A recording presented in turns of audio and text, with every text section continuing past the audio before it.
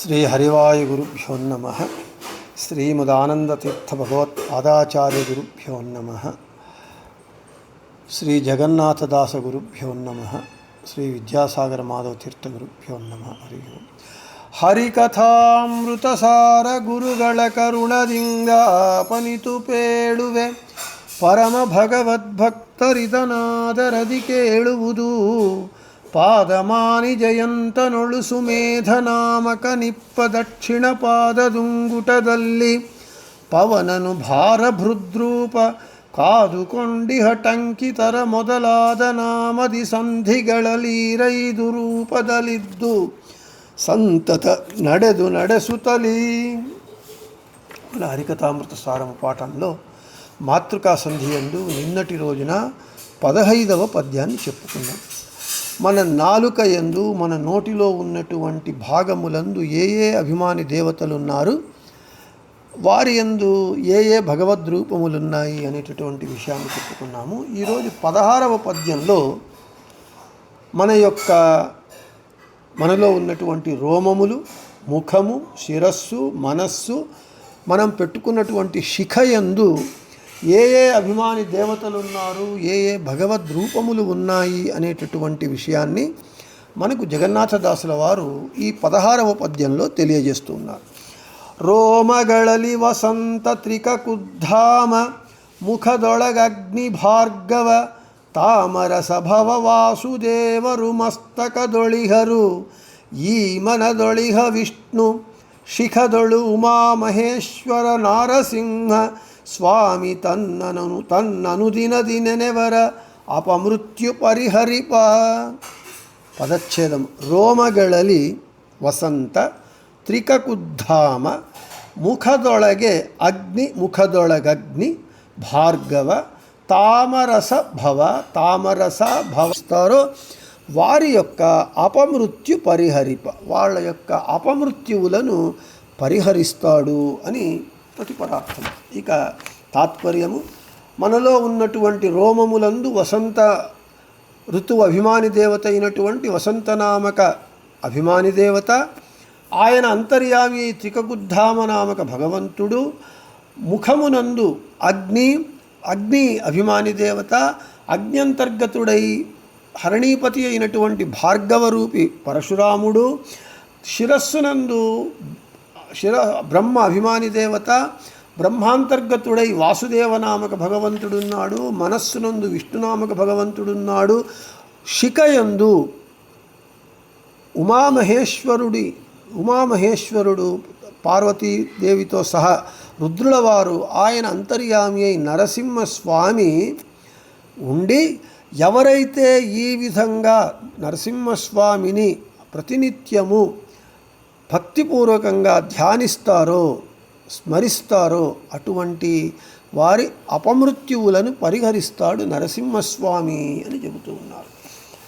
ఇక్కడ మనకు మన ముఖమునందు మన యందు ఎంతమంది అభిమాని దేవతలు ఉన్నారు, వారి అంతర్యామి అయి భగవంతుడు ఉన్నాడు ఉండి, మనము ఈ దేహము చేత, ఈ నోటి చేత, ఈ అవయవముల చేత ప్రతినిత్యము మనము సునాయాసంగా ఏ ప్రయత్నము లేకుండా పనులు చేస్తూ ఉంటాము.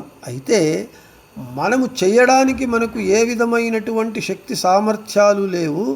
అయితే ఈ మన దేహంలో ఉన్నటువంటి ఈ దేహమే ఒక జడ పదార్థము, ఈ దేహంలో ఉన్నటువంటి ఇంద్రియాలు జడ పదార్థము తనకు తానుగా ఏ పని చెయ్యజాలదు. కాబట్టి వాటికి అభిమాని దేవతలు ఉన్నారు. ఆ అభిమాని దేవతలు ఇంద్రియములకు ప్రేరకులై ఆ ఇంద్రియముల ద్వారా ఆయా పనులను చేయిస్తారు.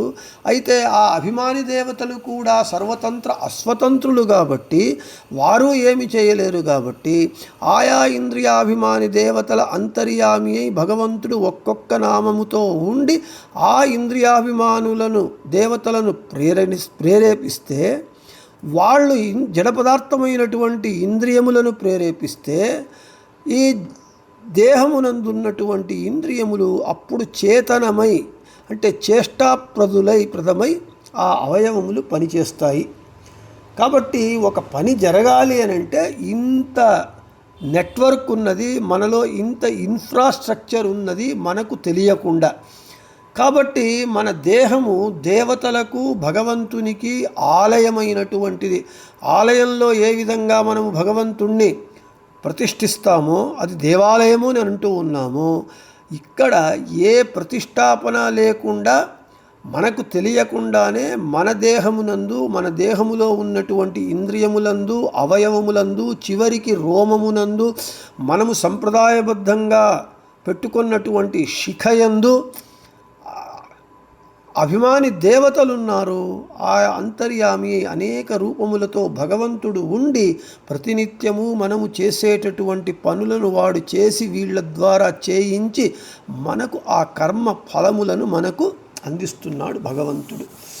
ఈ విధంగా జ్ఞానానుసంధానపూర్వకంగా నరసింహస్వామిని ఎవడైతే ధ్యానిస్తాడో ప్రతినిత్యము వాడి అపమృత్యు పరిహరిప, అంటే మృత్యువు సహజము. జాతస్య హి ధ్రువో మృత్యు జన్మ మృతస్య చ, పుట్టినవాడు గిట్టక తప్పదు, గిట్టినవాడు పుట్టక తప్పదు. ఇది అపరిహార్యము. దీనికి పరిహారము లేదు, అనివార్యము.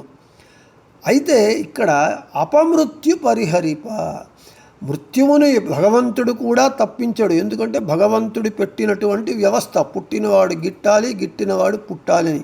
కాబట్టి తాను నిర్ణయించినటువంటి, సంకల్పించినటువంటి తన వ్యవస్థను తాను భ్రష్టపరచడు, దానిని వ్యత్యాసము చేయడు. అయితే మనకు అపమృత్యువులు ఉంటాయి కదా, అంటే యాక్సిడెంట్లలో చనిపోవడము, ఎక్కడ కింద పడి కాళ్ళు చేతులు విరగ్గొట్టుకొని పోవడము, ఇలా మనము జ్ఞానానుసంధానపూర్వకంగా మనలో నరసింహస్వామి ఉండి ఈ విధంగా అభిమాని దేవతల ద్వారా మనలో ఉన్నటువంటి ఇంద్రియముల చేత, అవయవముల చేత ఈ పనులను చేయిస్తున్నాడు అని ఎవడైతే జ్ఞానానుసంధానపూర్వకంగా నరసింహస్వామిని స్మరిస్తాడో ఆ నరసింహస్వామి వాళ్లకు వచ్చేటటువంటి, ఆ భక్తులకు వచ్చేటటువంటి అపమృత్యువులను పరిహరిస్తాడు. అందుకే అంటూ ఉన్నారు, ఉగ్రం వీరం మహావిష్ణుం జ్వలంతం సర్వతోముఖం అని చెబుతూ మృత్యోర్మృత్యుం నమామ్యహం, మృత్యువుకే మృత్యువైనటువంటి